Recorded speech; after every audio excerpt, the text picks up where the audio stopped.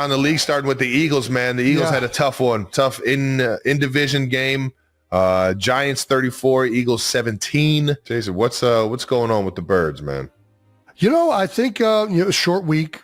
They obviously came off a tough loss to Denver, and a lot of the narrative had been, the offense needs to get it going and get it fixed. They've been prone to a lot of the 3 and outs. I think the league leading percentage of 3 and outs, and the offense is just, at some times it's really clicking, and for halves we're putting together great halves, and then other halves it just feels like it's either all or nothing. It feels like, you know what I mean? And it's a frustrating thing to watch. You need that consistency, and they know it. They're out there trying to fix it. But yeah, the short week, I'm not gonna lie, going up against New York, they're missing Neighbors, went down a couple weeks ago with an ACL injury. Slayton's out for the game. They're missing their 2 best, options from a quarterback standpoint.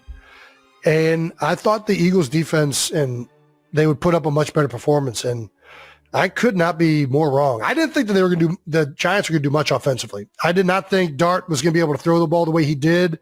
And I thought being one-dimensional against the Eagles is going to be hard. And they weren't one-dimensional. Dart threw the ball very well. Now, the Eagles were missing Jalen Carter. Yeah. Quinyon went down early. And, it's just the coverage wasn't great. They were good at stopping the run in the first half, but eventually everything just snowballed. And it was a tough game to watch as an Eagles fan and a guy that is, such a big proponent for that team and those players in there. And, they didn't play well. That's the reality of it.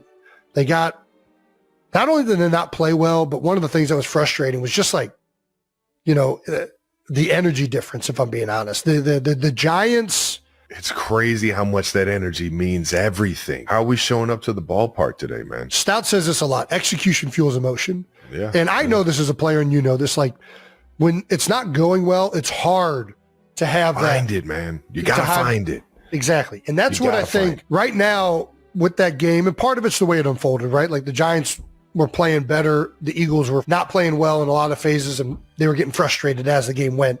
So, of course, the energy is going to be different. But I just, Jackson Dart and Cam Scadaboo, these guys right now are playing with this young, youthful enthusiasm that's excited to be realizing their dream in the NFL. They're out there, and you can feel the energy and emotion and passion with them. And it's rubbing off on the whole team. I mean, Jackson Dart goes into the blue tent, and people are going in there to try and get him out. They're like, fuck no, you're not concussed. You can't quit on us. And it's just like, man, it was amazing, honestly, watching that. And how many more tests do you got to keep running? Can he count the 10? Yes. Is he seeing double, or is he following the finger? Yeah. Does he know we're in New Jersey? How's his balance on his right leg? We don't need the left. We only need the right. So, I mean, I think, and a lot of it comes down to the expectations, right? Like the Giants, I think they're 1-4 coming into this game. Yeah. They're starting a rookie. They're playing 2 rookies at 2 meaningful positions. Like, the expectations for the Giants are not great. As long as they're performing well, it's like, hey, these guys are balling out. The expectations for the Eagles are, I mean, it's Super Bowl or nothing. Like, if we don't go back there, it's a letdown as far as like the fan base and people are concerned. I think that's the reality of it. And right now they're falling short. And that is a frustrating thing as a player. You want it to go well, but still early. But I hear you. Right now, where the team is. Well, right now they're not playing up to what they need to, and there's a lot of season left. And I got a ton of confidence that these guys are going to come now, especially after having a loss like that, with a rejuvenated energy. I think that, I think the Eagles have got to get back to playing with that energy, to getting things going. And I know they've been hard at work. They've had the mini bye now to refocus a lot of this. You're hearing the coaches feel like they are. I feel like the offense, a lot has been made about Kevin Patullo. I know that Eagles fans are going to like it. I feel like it is getting better. I feel like you're seeing some either more creative things. I think you're seeing them get to Saquon in a better way, even though it's still not being executed perfectly. And I anticipate that to continue to improve as the season keeps going. Defensively, getting Quinyon and Jalen Carter back will be huge.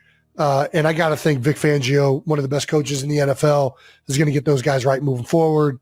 So, yeah, it was a frustrating game to watch. It was a frustrating game to watch as a fan and as a former teammate to a lot of these guys because you know where they've been. You know what they're going through in these moments. And it's but at the same time, this is where great players are made, man. It ain't when shit's going right. It isn't when the whole world's telling you how great you are. It's, how do you respond when everything's against you? How do you respond as a teammate when everybody's trying to separate you? That's the biggest thing, man. That's the biggest thing. You can't let people fucking peel you apart, man. And this is something you know so well. You guys have just been through this earlier in the season, right? You've been through it for a whole offseason. You guys dealt with a bunch of this through the offseason with the way the Super Bowl went, through the first couple weeks of the season, and now everybody's back on top of the Chiefs bandwagon, right?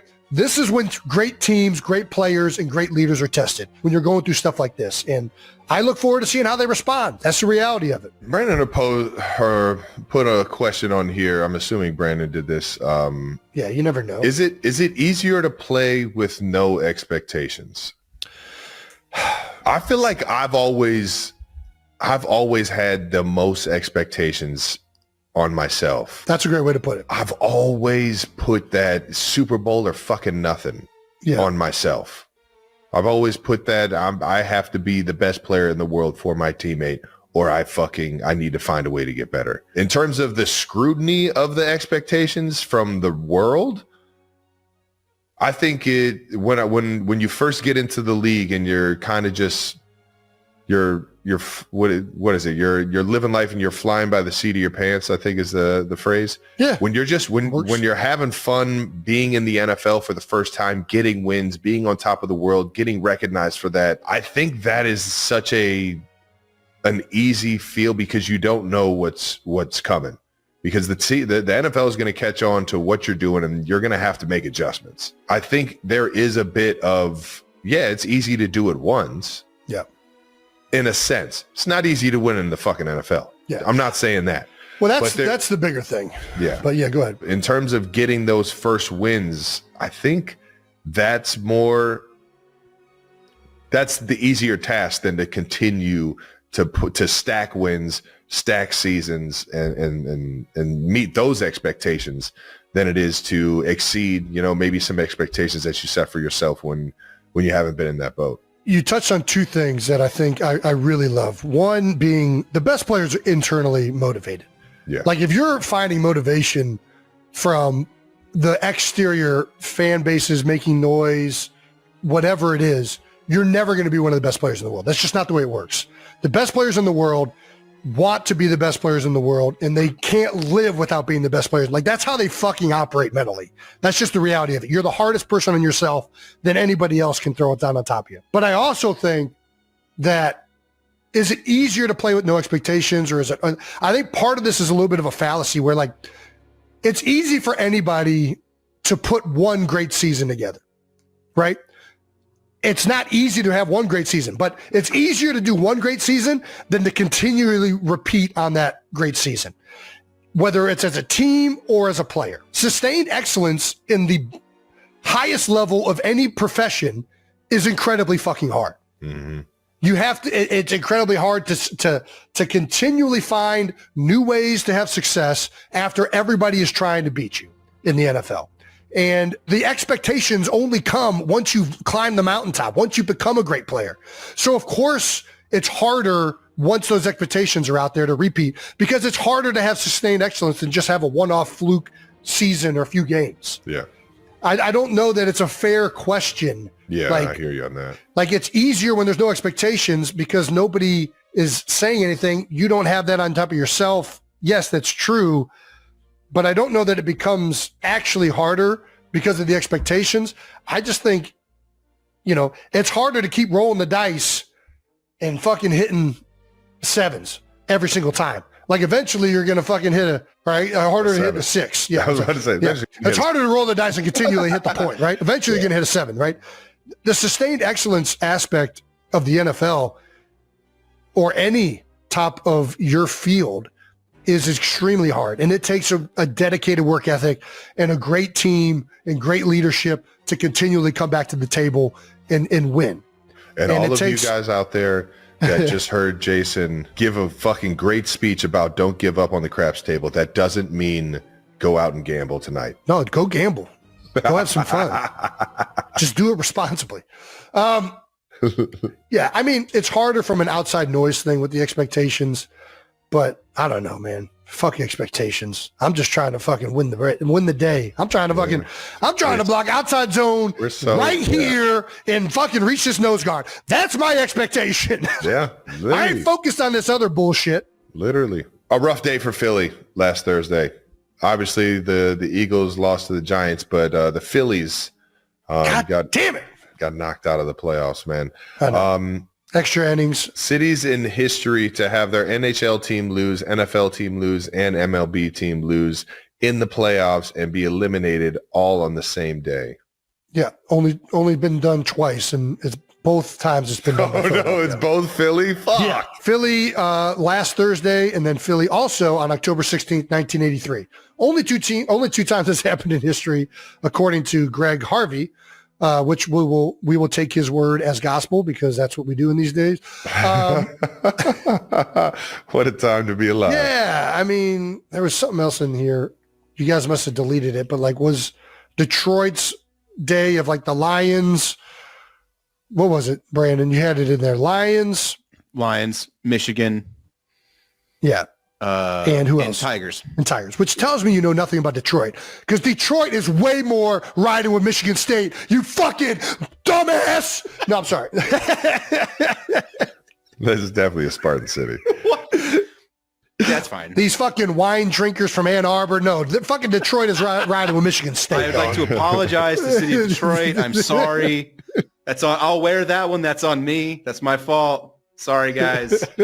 Sorry about your Tigers. My bad. Do we want to keep hitting on this game? I mean, this picture is fucking iconic. I mean, just two fucking lovable idiots. I just think it's the best, man. I fucking love this shit, man. This is fucking. God damn it, man. This shit gives me fucking life, man. Listen, man, I think these dudes just love some ball, man. That's what it comes down to. They just fucking love some football, man. And they love each other. They love the team that they're on. They play with high vibes, man. They're playing their tail off. Jackson Darts doesn't look like the biggest guy, but I mean, on the field with him, he's not a small dude, but no, he's not. The style of football that he's playing where he's putting his head down and he's trying to run through grown-ass men in the NFL, like this guy just fucking wants to get every single yard for his team. You know what I mean? And I agree. I think Scadabo's doing the exact same thing with every fucking rush that he gets. Yeah. He's looking for contact on runs. Oh, yeah. And it's like what that does to like your team when you have success, man. It builds you, man. It just gives you gives you the juice, man. When this whole first thing started happening, I was kind of I don't know if I was being a hater. Like, yeah, we'll see where energy is going. Like, I don't know.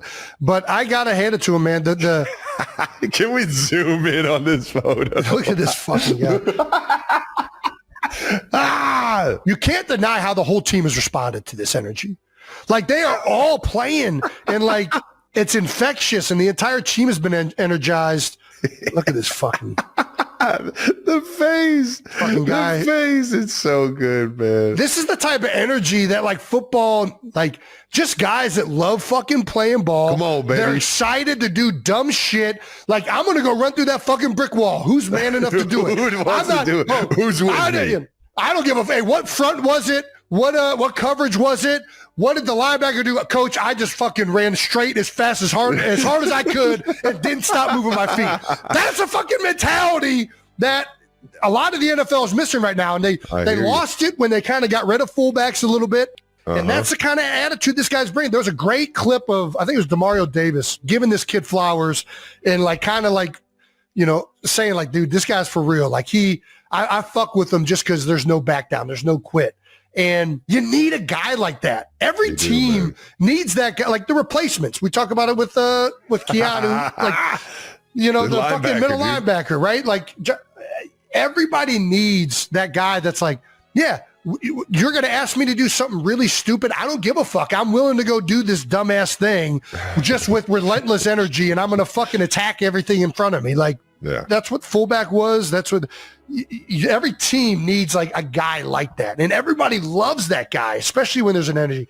I don't know why, dude. This guy reminds me a little bit of Ezekiel Elliott. Like there's like an enthusiasm and an energy about him. Yeah. That is just, it's fun to watch. And dude, I hope they lose every game as an Eagles fan, but I also kind of love watching it. You got to kind of, yeah, like I gotta say it. Like it is what it is. You know what it's gonna do? It's gonna make me, when Sunday at noon or 1 o'clock Eastern time, like whenever that time comes around, it's like, man, let me see what the Giants got going on today. Yeah. Like they fucking make me want to watch the Giants because of how fun because of the energy they got, man. It's a mentality that is oftentimes missed in today's NFL. It's hard to find high-level talented players that do not give a fuck if they're about to fucking KO themselves. Yeah. They're going to fucking keep coming There's too much mental toughness and... Hey, sports science says it's not smart to run full speed into the middle linebacker with your head down. Yeah? Well, fucking watch this, motherfucker.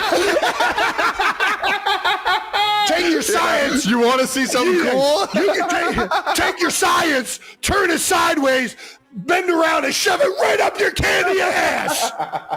Cam Scandaboo's coming right up that thing, baby. Oh, man, that was gold.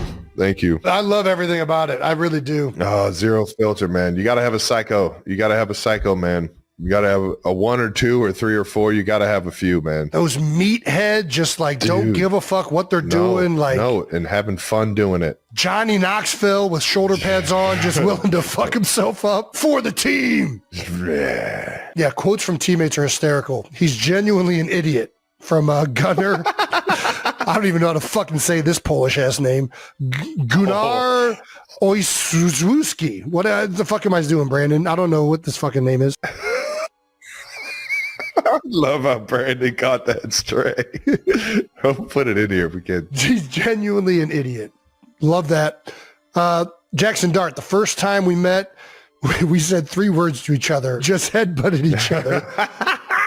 They're just the Bash Bros. This is just a reincarnation of the Bash Bros from the Mighty Ducks. And that's why the Bash Bros that's why the Ducks were so fucking good. Zero filter. First time at a special teams meeting, he asked, what's our job? Our job is to play with speed, get off the ball, and then this animal just goes, physicality! And it just made no sense. No, it made all the sense. But it does. That's the thing. It makes all the sense. Don't let all these X's and O's get in the way of the fact that what's Marshawn Lynch say? Hey, that's my favorite interview of all time. Not too many people can take someone run through their face over and over and over and over and over and over and over. And after he says that, the guy says, is there something more symbolic in that? And he says, run through a motherfucking face.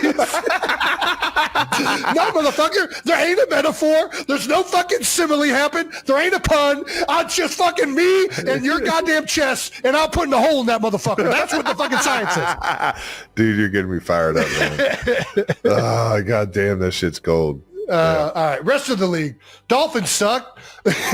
God damn it, man. They might be cooked, man.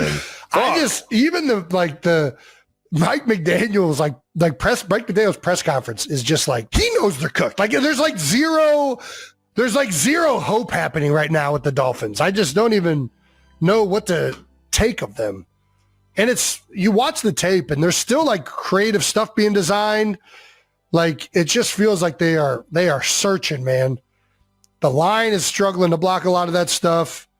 I haven't been able to catch them playing as much. I just see the demeanor after games. I'm just like, man, they're in a tough spot. The demeanor's bad. And not even just after games, Tua Tagovailoa was telling the reporters that Dolphins players have been late and or skipping players only meetings in recent weeks. What's a players only mean if the players aren't showing up? Like that's just the janitor's in there and just he's the only one in the players meeting. Like what the fuck are we doing? How does that even happen? Typically the players only meeting happens after like a team meeting or someone say, hey, everybody, we're just going to stay in here and talk. Like how many players only meetings are these guys scheduling? Do you know, like, I'm so confused at like how this is like a thing. Like, well, we had the players only meeting Tuesday and everybody shut up, and then the one on Wednesday, like, yeah, they should have used WhatsApp and got all on the same page. We got an RSVP in there. That's the problem. What guys were going to come? It's all about communication, guys. They're SMSing, and they need to get the WhatsApp. You can use that across all your devices. No excuse to miss the WhatsApp. Yeah. Players missing the players only meetings is fucking hilarious to me. God damn it, man! I fucking love Tua, man. He's a good dude, man. He's a great dude. And he's pointing it out like it's like it's just not good. Football nightmares.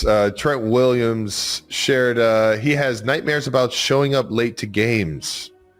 I get one frequently, oversleeping a game, pulling up at halftime, waking up in a sweat. I mean, that's interesting. Have you ever had a late to a game nightmare? Nightmare? No, just like a real life. You said it's a dream? Yeah, I was living that dream, dude. Reality. Yeah. My reality is fucking being late and sweating on my way to the fucking stadium. I can't say I ever had this nightmare. Is it bad? Like, I don't remember my dreams. I think it's a Kelce thing. Is that a Kelce thing? Like, I don't. I'm right there I couldn't tell you the last dream I remember having. Do you remember waking up, Dad? How funny is it to wake up? We need to get that on camera and show the world what it's like to wake up. Like, every time you catch Ed Kelce sleeping and you nudge him, he wakes up like he is falling out of the sky. Like, I just like, what the fuck is going on in your dream that you can't just wake up gracefully? I just don't understand it. Like, he is a deep sleeper. Dude. We got to catch this on camera. Because I don't think I've ever caught anybody else waking up like that routinely. I used to add to it and like try and like fucking scream or something when I was a kid. I was just a tortured dad when you sleep on the couch, man. Fuck. Like, was he doing it just to try and? It felt like he was like trying to scare us. Like he was like, oh, don't do that. like he might have. That sounds like he's a deep sleeper. Jets update, still winless. An amazing stat. Justin Fields negative 10 yards passing. Fewest in franchise history, fewest in the NFL since the Bears had a minus 20 game against the Lions in 1981. Things got so bad, Kurt Warner started tweeting while he was announcing the game. Oh, no. He's announcing the game, and that's hilarious. Somebody please explain that last Jets drive. Not really sure what I just watched. I just like... He's watching it like... I need some help here, guys. I got to crowdsource this. I don't know what to even say anymore.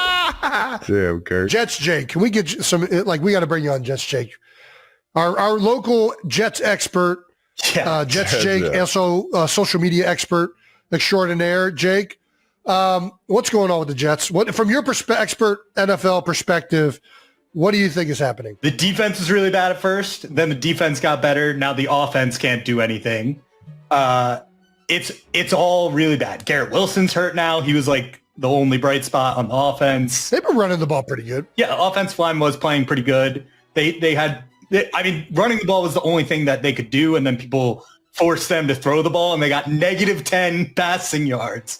So yeah, it's not a fun. I was so optimistic. We cut that out of the episode a few weeks ago, but I was like, they're going to be over 500 by the bye, and they're 0-6 right now. Are you talking about the after the first game where they almost beat the Steelers? The only good game they've had? Yeah, I was super optimistic. They've been in all of them, just like they've been. No, they had that one, and then the one close game against Arizona, against Tampa. Yes, they were close. Yes, yeah. No, it's been a real fun season to watch. I'm glad I have your guys' team to also root for, but it's not the same. Brandon asked me if I like still care, and like I can't not care. Like, I've invested so much in... Sure you can. Try it out. It's great. No, he's got a Jets tattoo. He has to. I don't. Someone else does, who we will have on the show. Yeah, are we having them on the show? We promised somebody they would be on the show. I know, we just keep... They'd be on the show. He keeps getting... He got bumped for Leo, Keanu, The Rock, like... It's a tough. He'll have his day. All right, and that's enough. That's enough bumping him. This guy got a fucking tattoo. We're not bumping him anymore. I want him on the show. I want his take on this negative 10 yards passing. That's what I want. Are they a Jets fan? Probably not. I think they just want to come on the show. He's not a Jets fan. He just got a tattoo of me riding the Jets logo, which was a very humbling and honoring. Anyways, either way, it's been a fun year. I love football. Football's great. Thanks for joining us. Thanks for jumping in and giving us your take. Appreciate it, Jake. Hold on, wait. One thing.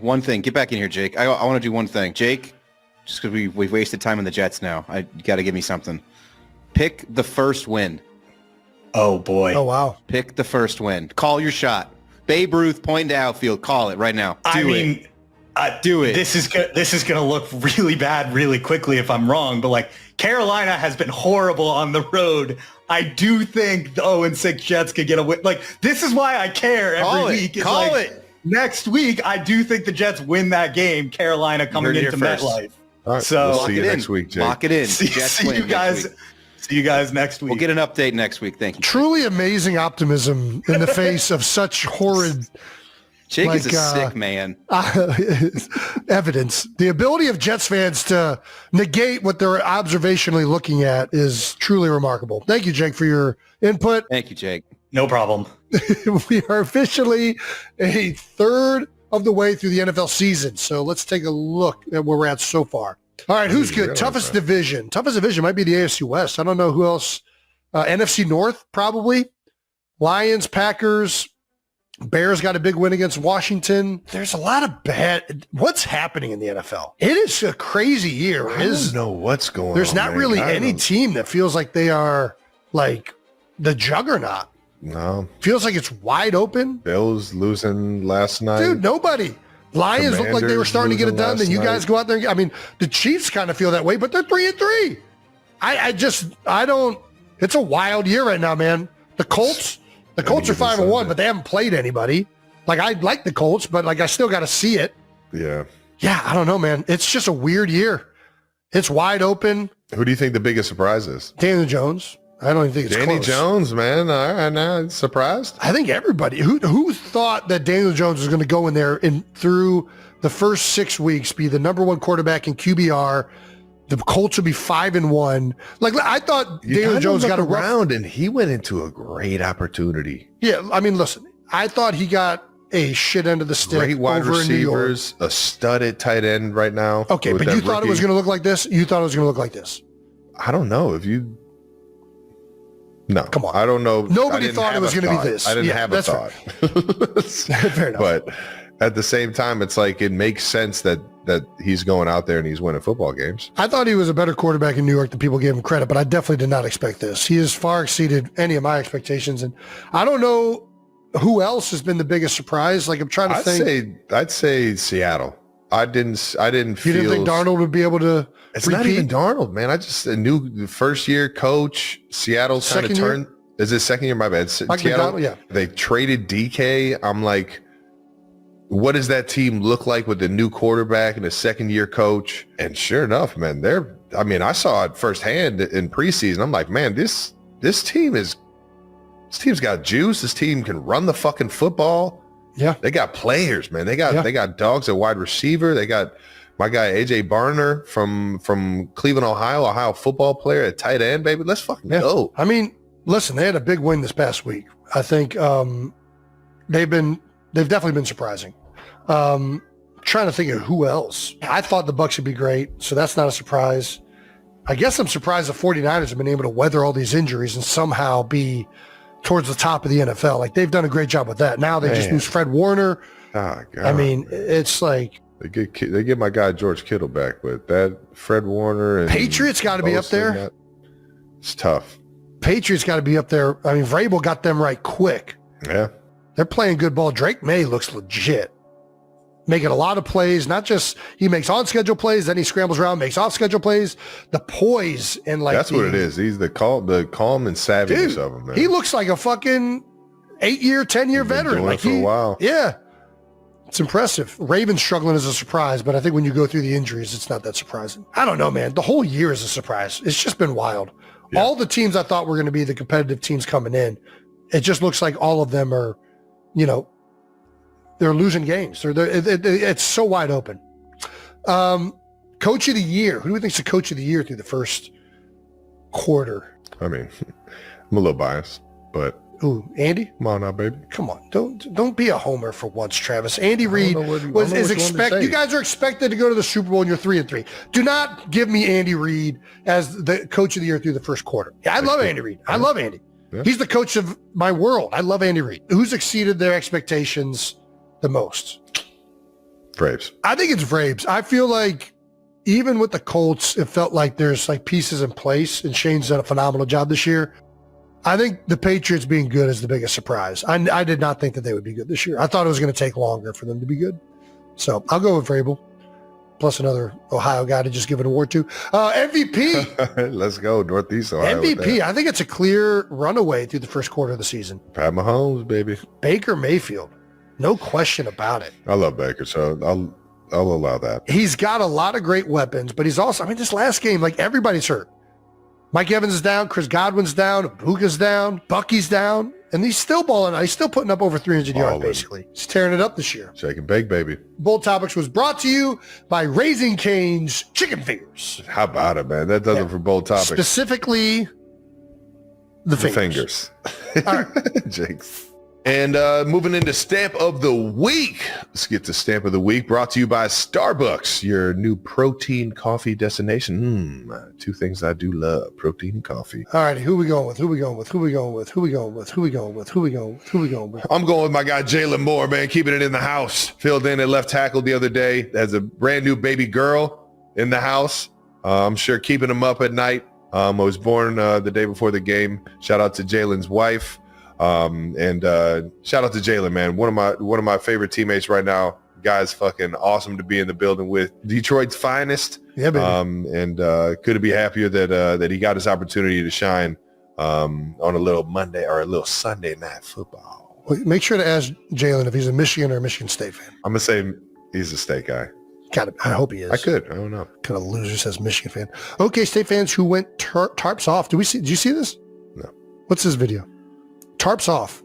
Apparently one fan went shirtless in the second half and it grew to 3 full sections. There's nobody at the fucking game. Yeah, they're not very good this year, I don't think. I can't award. I love the no shirts. And this would be epic if it was packed sections doing this. It's packed right there. It's fucking packed. There's nobody at the fucking game, Travis. Bro, it's packed right there. That section is packed, though. I'm not giving this any love. If it would have been bigger, I would have been all on board. All right, Rico Dowdle.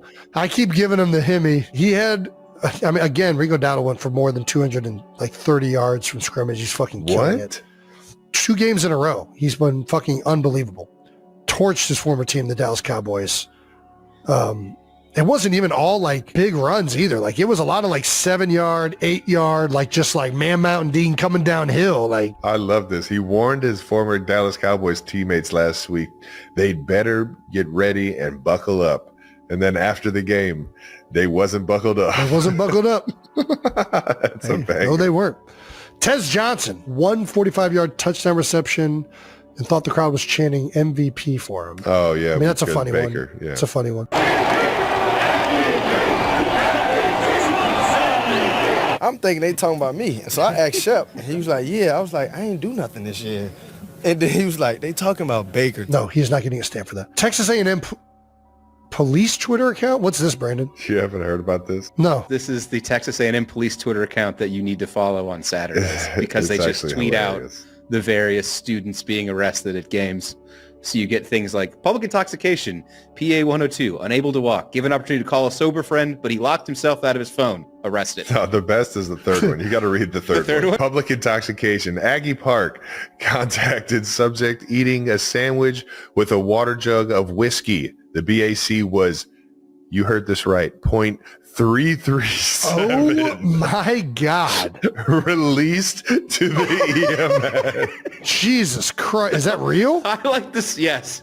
The second These one. are all real. I had to look it up. Anything above .30 is like alcohol poisoning. Yeah, you're like, 1,000%. yeah, you're and dying, he basically. still had the jug of whiskey in his hand. He was carving up for the second half. I'm not gonna lie, I don't like any of these. Oh my God, Jason! I'm gonna do Manning it. then. Arch Manning, baby. I'm gonna do it because I think they earned it. I'm gonna give it to Cam Scattaboo, the fucking reincarnation of like a human dog if I've ever seen one, and fucking like. Let's go, baby. I just love it. There's something so refreshing about the mentality. Yeah, there's something so refreshing about it. Those are stamps. All right. Let's get out of here. That does it for Stamp of the Week, brought to you by Starbucks, your new protein coffee destination. How about it, man? Thank you to our sponsor, Starbucks. Jason, you know that morning chaos. You got your protein shake in one hand. You got your coffee in the other. You're trying not to spill everything before your workout. Yeah. Starbucks just fixed that whole situation. Boy, did they. Meet your new partner in crime. Starbucks protein lattes. That's right, baby. Protein mixed with a latte. You didn't think they could do it, but they did. Picture this. Smooth vanilla swirled into perfectly steamed protein-boosted milk. Espresso, and it's got none of that chalky protein aftertaste you've learned to dread. It's the protein boost you need. We're talking serious gains in a creamy latte you'll actually enjoy. The iced vanilla protein latte brings that classic cafe flavor to your fitness game with 29 grams of protein in a grande. What? That's crazy. That's crazy. That is. That's pretty awesome. All right. And if you want to switch things up, there's iced protein matcha waiting to energize your routine as well. Both available and sugar-free to keep your goals in check. I'm not going to lie, Brandon. You don't lie, Jason. This is actually very good. I am not a big fan of mixing protein with everyday items usually, but this, I could get on board with this. This is really tasty. You don't really notice the protein additive. Don't. That's what's so It just wild. tastes like a, yeah. Everything that's protein enhanced either has that grit or it's got that weird little artificial sweetness that you always like. Yeah. You're like, oh, this is not a real thing. This is off. But it doesn't matter. However you want to level up your protein game, Starbucks is coming through to help you out. Try the new lineup of high-protein beverages at Starbucks or add protein-boosted milk to your favorite drink to customize and create your own. Swole. Yeah. I mean, listen, I can get on board with this morning routine very easily. Thank you to our partner, Audible. Ready to add some excitement into your everyday routine? Well, Audible's got you covered. It's like having a personal library of stories with you everywhere you go. Yeah, man. Hit the gym, hop in the car, I don't know, curl up on the couch. There's always time to dive into something new and exciting. Here's the cool thing. You've got over 1 million titles right at your fingertips in one easy-to-use app. You want to hear Matthew McConaughey drop some wisdom? Yes. Lose yourself in Kristen Hanna's page turners? Ooh. Or maybe pick up some life-changing tips from James Clear, Atomic Habits. You can do whatever you want. Fiction, nonfiction, self-improvement, home improvement. Home improvement. It's all there. Whatever you're in the mood for, it's all waiting for you. The best part, you don't even have to stop what you're doing to enjoy a good story. How about that? Turn the boring workout into an adventure. Make your commute actually fun. Yes, really, you can do it. Even folding laundry becomes entertaining when you got something that you're playing in your ears. You're not just going to the dry cleaner. You're swimming with mermaids. Whatever you want. Dude, yeah, I'm pumped on Audible, man. That's the magic of Audible. It turns those everyday moments into something special. You never, who doesn't want to feel that special feeling? Because there's more to imagine when you listen. Yeah, sign up for a free 30-day Audible trial and your first audiobook is free. Visit audible.com/new heights. Somebody say free? Thank you to our partner, DraftKings. That's right, your season, your shot. NFL season is rolling and every touchdown can bring you closer to a payout with your partner, DraftKings Sportsbook. As of right now, all new customers who bet $5 get $300 in bonus bets instantly if your first bet wins when you sign up using promo code New Heights. Stay in on the action and use those $300 in bonus bets on DraftKings same-game parlays. Combine multiple bets from the same game for a shot at an even bigger payout. That's the way parlays work. From first touchdown score to anytime TD props or the thrill of live in-game betting, every snap is loaded with opportunity. If sports betting is not yet available in your state, sucks for you, but don't worry. You can still join in on all the fun with DraftKings Daily Fantasy Sports and have the shot to win cash prizes. Don't miss your shot. Download the DraftKings Sportsbook app and use code New Heights. New customers get $300 in bonus bets if your first bet wins when you place your first $5 bet. DraftKings, the crown is yours. All right, it's time for the conversation you probably have been waiting for. This entire time. Ladies and gentlemen, Keanu Reeves. Our guest today is 6'1" actor from Toronto, Canada. New York Times ranks him as the 4th greatest actor of the 21st century, but he's number 1 in your heart. You know him from The Matrix, John Wick, Point Break, Speed, Excellent Adventure, The Replacements, and many more. And coming soon, now his new movie, Good Fortune. Please welcome Keanu Reeves. Let's go! Jason. Thank you. This is awesome. Dude, Keanu, you're a legend, brother. Congrats on everything as of late, and congrats on Good Fortune, man. Absolutely. Thank you. It's a fun film. I had a great time making it. Oh yeah, it's a fun watch, man. It's a fun watch. How about it, my guy? Oh yeah, of course. You got the screeners. Oh yeah, I'm in. Yeah, Right you played a hell of an angel, man. Tacos, baby.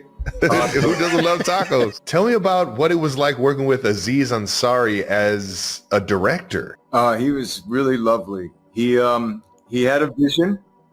He invited me to the vision, and then was really collaborative. You know, I'd go to his house. We'd work on script. Did some rehearsals, some read-throughs. Worked with he and Seth Rogen. Legends. And so then he just kept working on the script, trying to make it better and better, get his kind of the tone and what he wanted the film to be about. And I really appreciated him inviting me into that process through the character Gabriel. Do you want to tell us a little bit in your words about the film? I mean, I know obviously you're an angel. It feels like a very the trope has very much been done before of like, you know, does money solve happiness? But I feel like you guys did it in a little bit different way and you shed a more truthful light on it, I guess. Yeah. I mean, it's like an angel comes down trying to do better. He swaps Aziz's character who's kind of having hard times and he's sleeping in his car. And with Seth Rogen, who's kind of venture capitalist, doing pretty well off. And in the typical kind of body switch movie, the guy, kind of I expect Gabriel expects him to see how the other half lives and that money doesn't mean anything and it's really about something else. And in this film, it's like, well, no, actually money can help. It's so good, dude. It actually does make a difference. It's so good. Yeah, it's like, it actually makes a difference. why would I go back? He actually says, why, dude? Can you make me go back? And I'm like, technically, no.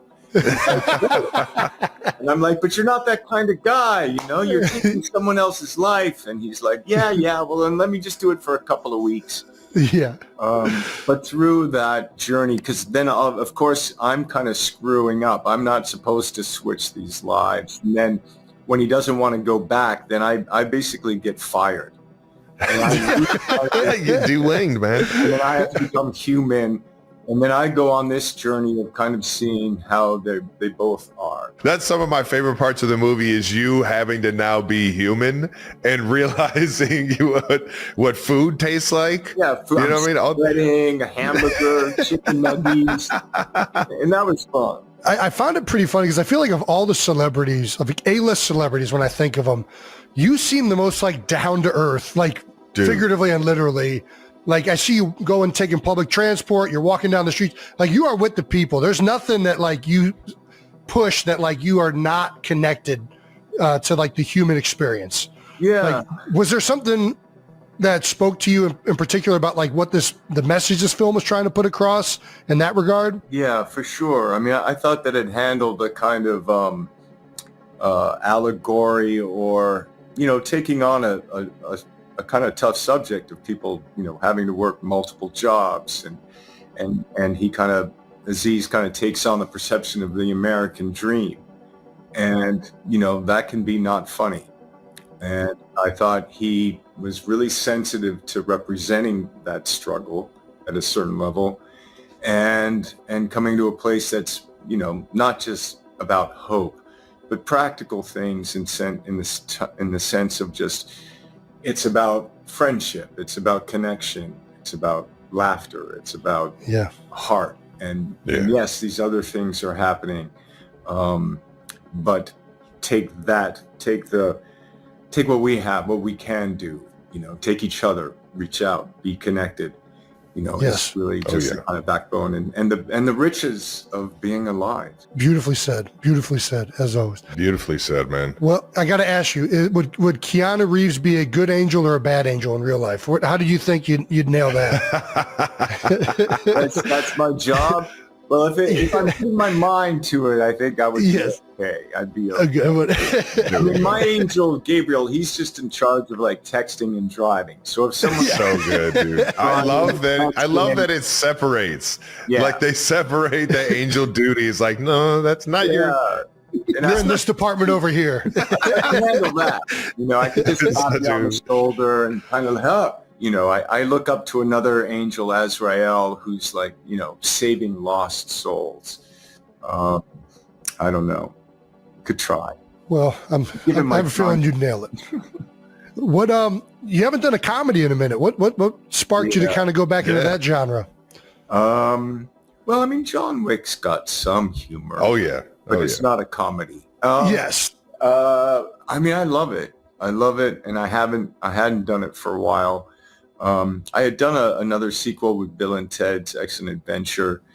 Now it's winter a couple years ago. But really since then, no, I hadn't done any. And it was great to work with Aziz and Seth Rogen, who's a genius, and Sandra Oh, and Keke Palmer's in it, and she's amazing. And I just, it's fun. Hey, there we go, man. Just have fun. There's a lot of craft to it, but it's fun. That group that you just mentioned right there, man, that sounds like one of the funnest hangouts you could put together. It sounds like everybody's having a good old time. For us, professionals in the movie world, in the film world, you were talking about how you and Aziz got together beforehand in terms of the script and to build these characters or build his vision on it. How far in advance does that happen before you guys even start to film, or is it just a nonstop ongoing? I don't know. I got the script a few months before we started filming, and then I would say probably the 4 or 5 weeks leading up to just meet a couple of times. Nice. Just before filming a little more intensely, because I was going a certain path with the character, and he really wanted me to bring back some of the energy and lightness of previous roles. So he wanted a little bit of Bill and Ted in there. Did you ever see a film called Parenthood? Of course. Ron Howard's film. So I played a character in that, and he wanted some of that guy. So he wanted a little bit of, and I liked that. I liked this old soul with a bit of innocence to him. Yeah. But he really directed that, and he gave me that note about 3 weeks before we started filming. Wow. And you can just channel it all. Obviously you're one of the best to ever do it, but you could just channel it all right then and there and really start to get ingrained in it from there. I had to bring a little bit back, There we go. There we go. There we go. I had to knock the cobwebs off a little bit. I'm Yeah. 60 years old, man. I'm but it gave me light. It gave me energy, and it gave the character a kind of presentness, a way to see things that I think the viewer can take on his point of view, which was great. That's awesome. Well, we got one last question with the related. If you could swap bodies or lives with anyone, who would you swap with? Oh my gosh. I'm just trying to make it work in this one. All right, that's fair. That's a fair one. Yeah. I don't know. You guys are involved in athletics, so let's go. If I was what would be a moment? We hear about those moments in sports where people go into the zone, where we're almost unconscious and you're just instinctive and you're doing that. And then I love the Olympics. Yeah. I love that Same dedication and 4 years in a lifetime coming up. It's crazy. That one moment, right? And for you guys, it's the whistle, right? And now it's time. And Everything you've worked for is going to happen right now. You better fucking get this bobsled moving, buddy. So imagine being I don't know, Usain Bolt breaking the world record. The fastest man in the world that's a big Greg one. Louganis on that. I'll trade spots with that. Dive. He did a perfect dive. Yeah. If we go hockey, I grew up playing hockey. Heck yeah, baby. Hell yes. Grew up on the ice, baby. That's what I'm talking Toronto, about. Canada. You have to. It's you're not allowed to grow up in Toronto without playing hockey. Exactly. Yeah. What'd you play? What position? What position did you play? Net. I was a goaltender. Goaltender. Goalie too? What? Played net. And Let's go, man. I think being in someone's body, being in an athletic body achieving that one moment, like whatever that was. Yeah. Heck yeah. Would I'm be with you, pretty man. cool. Well, I'm not gonna lie. We've talked about it before. For me, winning the Super Bowl was kind of like that, and you feel like the people that make these movies, man, they fucking nail it. Like, How did they do this? it's crazy. Like I still remember Super Bowl 52, the last play of the game. Tom Brady goes back. Those are and Hail Mary to Gronk. we're Yeah. gonna win the game. We know that this is gonna get completed. He throws the ball up, and a stadium full of 65,000 people. You don't hear a Silent. thing. It is Silent. completely silent. The ball feels like it's taking forever. Finally, it falls. Somehow, while it's in the air, there's violins playing. I didn't hear that, but I remember running on the field, and I'm like running on the field. Is this game over? And you still don't. Your senses are so in the moment of like what's happening up here that they're blocked out. Like you don't. Until I saw everybody else celebrating, then it almost like the sensation like rushes in all at once. It's insane. And Trav talks about being in the zone a lot. He talks about it being blacked out. Oh yeah, on the field. I'm blacked out. It takes me a second to actually have to like process. Wait, what just happened right there? Like, how did I just get hit that fast? And why are we 10 yards downfield? Do you guys find this too? I mean, I did it. I mean, I went to a pretty high level in hockey as a junior. I mean, I didn't do junior A or anything like that. But to me, it was like, even when you were like unconscious, it's so interesting. And this happens on stage too, how much you can also think. Yeah. Oh yeah. Well, I think you have all those built up. It almost like frees up your thinking. Like you're not like bogged down overthinking it. Yeah. It just feels like you just process it. You have all those built up instincts that you just been channeling and fixing and just making it to where when you need to pull out that answer to whatever's going on, that instinct just hits so fast. And it's like and the body knows, like your body, like I'm sure you're looking at people are looking at your hips and where you're going to turn and how do you, they don't want to look at the hips, Keanu. They don't want to look at the hips, baby. They don't want to. Yes, whatever it is. And like, No. you know, I got to ask you more questions about being a goal. First of all, 9 times out of 10, for anybody watching, whoever's the goalie is usually the craziest person on the team. Like it's almost always that way. Yeah, it's the best kind of crazy. No though. doubt. What was your style in net? Are we butterfly? Like, did you have a weakness? What was your strength?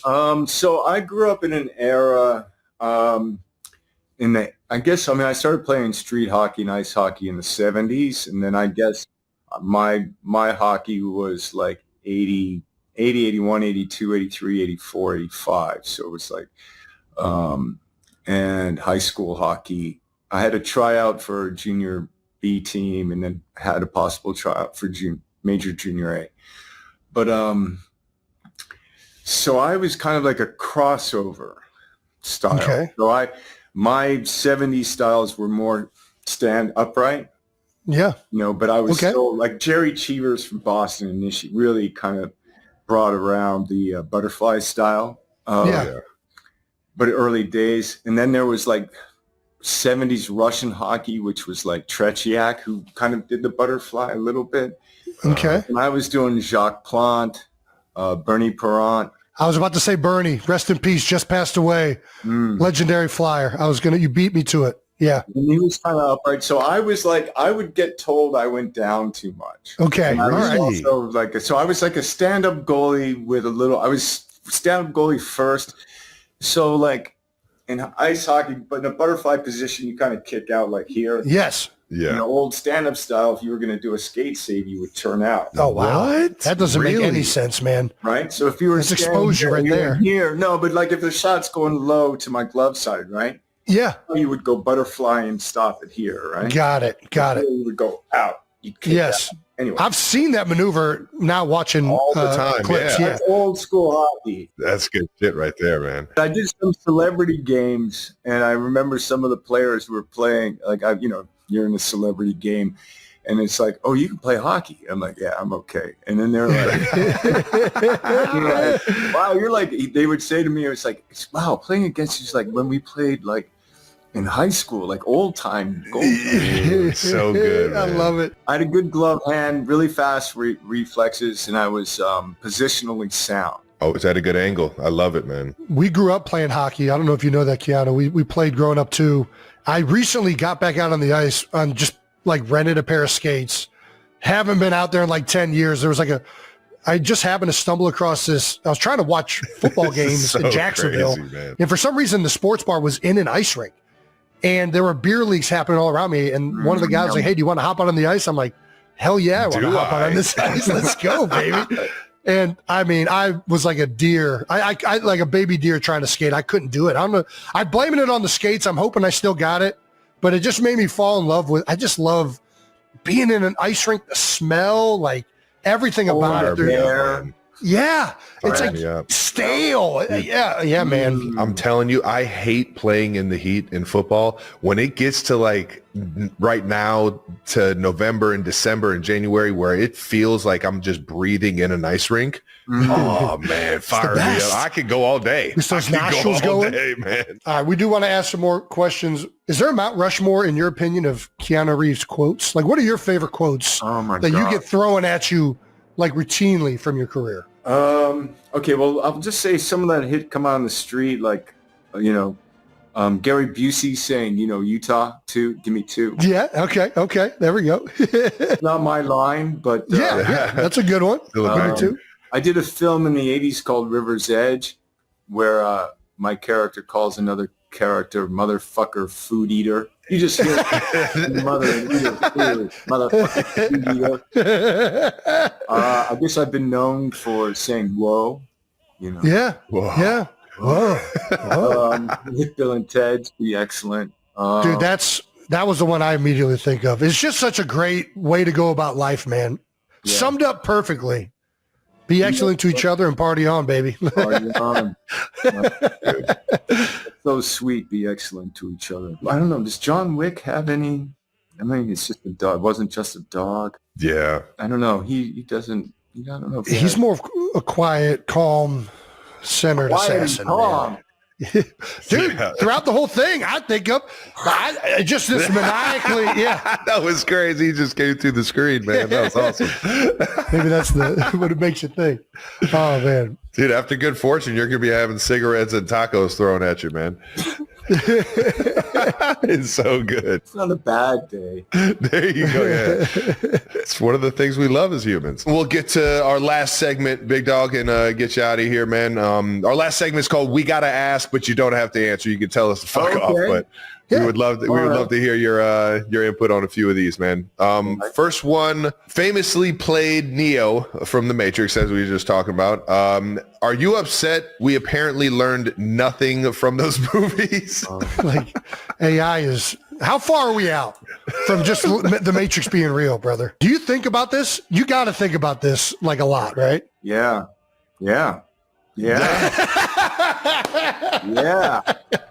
Yep. It doesn't seem like we're like moths to the flame. It's like we can't help ourselves. We just gotta, if we can do it, we'll do it. And we're doing it, and we don't know actually what we're doing sometimes. Yeah, that's what it feels like. What are the ramifications? What could go south here? How far does this go? Are we already there? Are we already in a simulation? I have to go back and forth, man. I choose to believe no, but yeah, I don't know. Maybe I've just watched The Matrix too many times. There you go. Yeah. Yes, I mean, The Matrix kind of is like gives a lot of, especially in the first 3 films, a lot of weight to reality. What is real? And a lot of power to that question. And I remember a few years ago, I was at a dinner, and the host had a couple of kids, like 15, 12, 13, 15. And one of them asked me to explain the plot of The Matrix. And I was like, well, I play this character, and basically trying to fight for what's real against, a simulation. And this young person goes, well, like, who cares if it's real? No way, man. And I was like, oh, okay. All right. Yeah. It's one way to look at it. Yeah. That's where it's headed. That's where it's headed.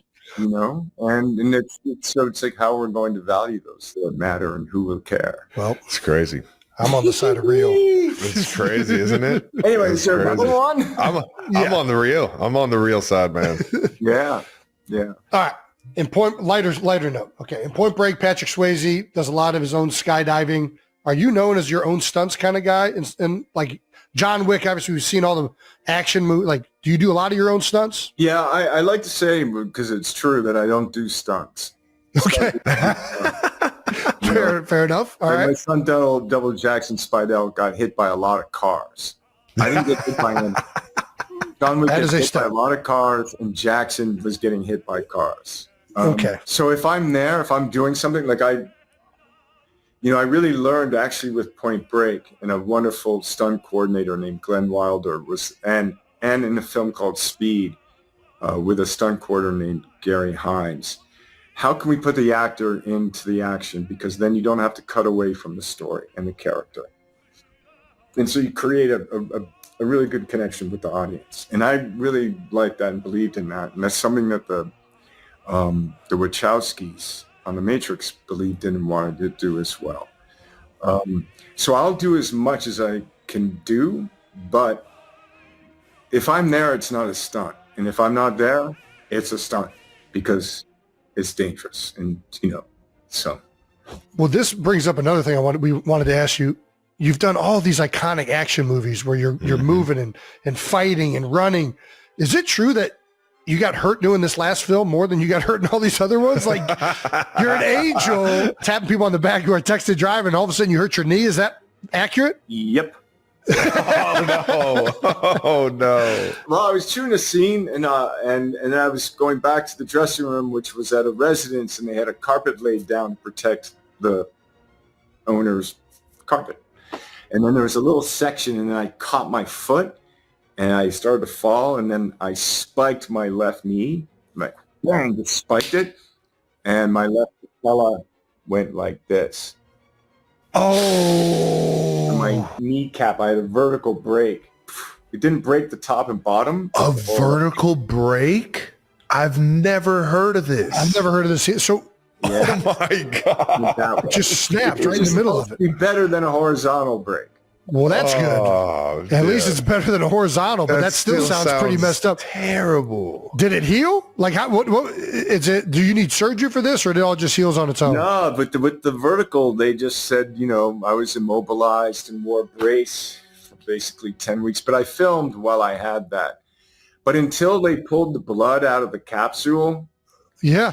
the pain was banana cakes. Have you guys ever had, I'm sure your knees aren't in great shape. I've had that exact same fall, but usually it happens on grass or whatever. You don't break your patella. What happens is you rupture your bursa sac. So your knee just fills with insane fluid. Yeah. Just balloons up. I remember I burst a bursa sac one time, and for some reason, when all the fluid in there was pushing on a nerve, and just some of the most intense pain I've ever dealt with. Yeah, exactly. 100%. I didn't want to move it. I was man. Dude. Oh, goodbye. Yeah. When you went to drain it, it was like. Oh, see, that's the draining. Get the CCs out of there. Oh, I think I had over 50 CCs. It was just like. Yeah. It's like, that can't be good. Oh, man. Pussy. Yeah, it's the worst. Anyway, so comedy is hard. You gotta pick those knees up, baby. You played the voice of one of our favorite TV shows, Severance. You played the voice of the Lumen Building in Severance. What was it like almost losing out on the road to Barack Obama? Oh, I didn't know. Did you hear this? Oh my gosh, are we breaking news? We're breaking this news to you? I didn't know. Did Ben Stiller tell you that? Ben told us that. Yeah, he said he was thinking about Barack Obama at one point. But. Oh, well, then Barack must have said no, and I was like, oh my God, I was the second choice. That's okay, as long as I got the gig. There you go. There you go. I don't care if I'm not the first. If you weren't an actor, what would Keanu Reeves be doing? I don't know. We get asked that question a lot too. Playing in the NHL or what? Hey, I was good, but I probably wasn't good enough. I always, when I thought about professional hockey, I always thought of just doing the Olympic hockey team, the Canadian Olympic hockey team. That's so cool. Might have been able, but probably not. But anyway, what would I be doing? I don't know. We get asked that same question. And I don't know either. I feel like once you've been going along with something for so long, it's like, it's hard to imagine what would have manifested without you doing that. Yeah. I know it is for us when they're like, what would you do if you weren't a football player? It's like, I don't know. I'd coach. Be a like the only thing I can think of is what I wouldn't be, and it wouldn't be a landscaper because my dad always used to look at me when I did the yard work and be like, "Boy, you better get paid by the hour. You ain't getting shit done." A slow wake. Exactly. Yeah, taking my good old time. Man. Out of nowhere, the rake is on the floor and the football is being thrown in the air to myself. What is the best piece of life advice that Keanu Reeves has ever got? I haven't had a lot of advice. No? Yeah. You've just been out here. I like it though, man. Just just living and learning. Lots of living and learning. We're a lot of living, but trying to learn. And advice. Well, what would be the best advice you would give somebody? Oh, I think, I've been told the best advice was like rest. Okay. Hell yeah. Just like before, just get some rest. I'm with you, man. I love it. I'm with you, dude. Listen, there's nothing better than putting your feet up after you've been working your fucking ass off, man. Dude, if you're looking for advice, putting your head down and going to sleep is sometimes some of the best things you can do. I mean, I guess maybe that's not good. It is good advice, but I think it's great advice.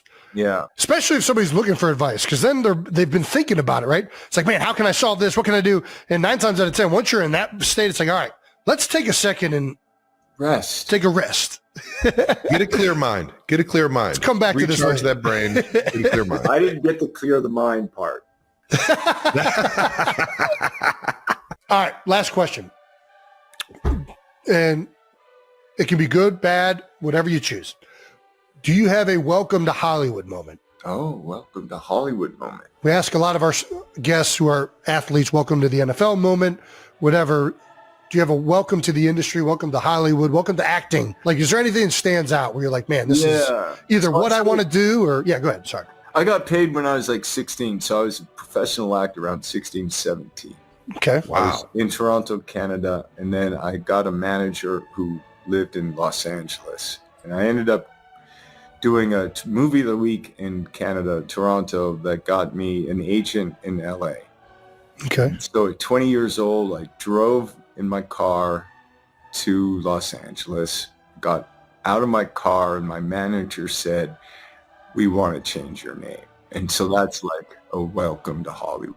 No way. Did they have a name in their back pocket, or like did they say no?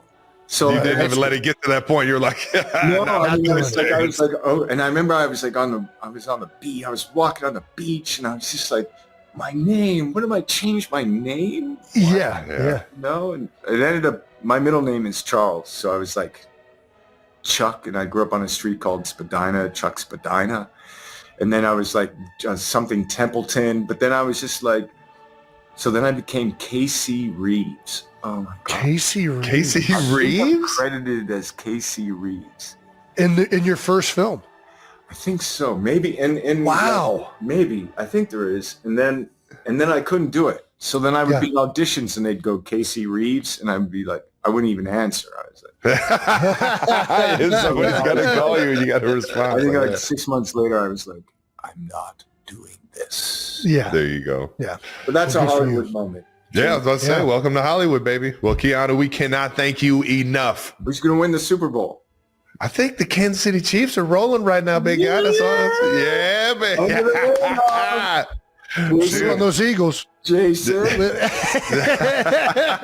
Don't sleep on those birds, baby. We're getting rolling here. Do you have a squad? Do you have a team you favor? Well, I mean, I've so enjoyed watching your success and like.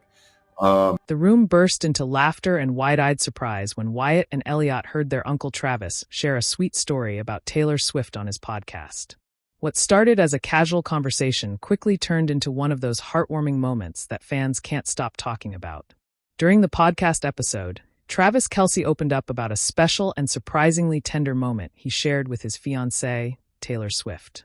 Known for his confident personality on and off the football field, Travis sounded softer and more reflective as he described the experience.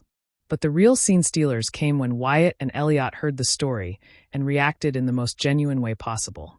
The two listened closely as Travis recalled how Taylor had supported him during a busy time in his career. According to Travis, the moment wasn't about grand gestures or flashing cameras. Instead, it was something simple and sincere that reminded him why their relationship means so much to him. Wyatt and Elliotte's reactions ranged from playful teasing to genuine curiosity.